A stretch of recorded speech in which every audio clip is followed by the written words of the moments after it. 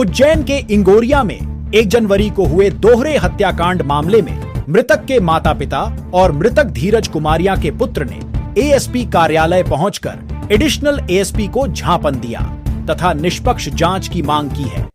Ingoriya police पर आरोप लगाया गया कि पुलिस ने निष्पक्ष रूप से दोहरी हत्याकांड की जांच नहीं की।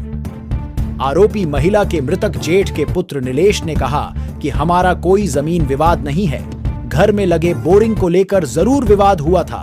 मेरी चाची द्वारा मेरे पापा और चाचा को गोली मार दी गई, जिसके कारण उनकी मौत हो गई। अब वह बंदूक कहां से आई जिससे गोली मारी गई, इसकी जांच पुलिस करे। इंगोरिया पुलिस द्वारा निष्पक्ष रूप से जांच नहीं की गई। आपको बता दें कि 1 जनवरी के दिन महिला सविता कुमारिया ने गोली मारकर अपने पति और जेठ की हत्या कर दी थी। उक्त मामले में पुलिस पर निष्पक्ष जांच नहीं करने का गंभीर आरोप मृतक के पुत्र नीलेश कुमारिया ने पुलिस पर लगाए हैं, जिसकी जांच के आदेश एडिशनल एएसपी ने दिए हैं। इसकी जांच का जिम्मा बड़नगर एसडीओपी महेंद्र सिंह परमार को दिया गया है, जो सारे सेक्शन की गंभीरता से जांच करेंगे। मृतक के परिजनों ने आरोप लगाया है कि घटना में और भी लोग शामिल हैं, जिन्हें अभी तक गिरफ्तार नहीं किया गया है। Bureau report, Ujjain. शांत हो गया, हम वहीं गए थे, वहीं से आई और मार बेटा को दोनों को मार दिया। क्या लगता है कि क्यों मारा है? क्या मालूम क्यों मारा इन्हें। मार बेटा को दो इन्हें मार दी थी। कड़ी कोई लड़ाई झगड़े नहीं, थोड़ा बहुत बोलचाल तो चलो, नशा पता नहीं, थोड़ी बहुत बोलचाल होती तो कोई लड़ाई झगड़े कहीं भी नहीं थी। और मार बेटा को दोनों को साफ कर दिया, इन्हें गोली से साफ कर दिया और इन्हें कड़ी से कड़ी सजा मिलनी चाहिए, उम्र कैद मिलनी चाहिए, चाहे उम्र कैद मिलनी चाहिए। अब क्या मालूम किसके कहने से मारा, मेरे को क्या पता। मैं तो अलग थी, मेरे को मालूम ही नहीं। मेरे बेटे थे, मेरा माँ सुगना। भैया आज आप एसपी ऑफिस पहुंचे, क्या है क्या मामला? प्रॉब्लम है इंगोरिया पुलिस ठीक से जांच नहीं कर पा रही है। वो सक्षम है इस मामले में कि वो खोज कर पाए कि इस महिला के पास इतनी बड़ी रिवॉल्वर कहाँ से आई, उसने सटीक निशाना कैसे लगाया। उससे ना पुलिस ने अभी तक, उसने बस बोला कि जमीन का विवाद था इसलिए मैंने उनको मार दिया। पुलिस ने उनसे सख्ती से कोई बर्ताव नहीं करा, नहीं पूछा कि तुमने क्यों मारा है।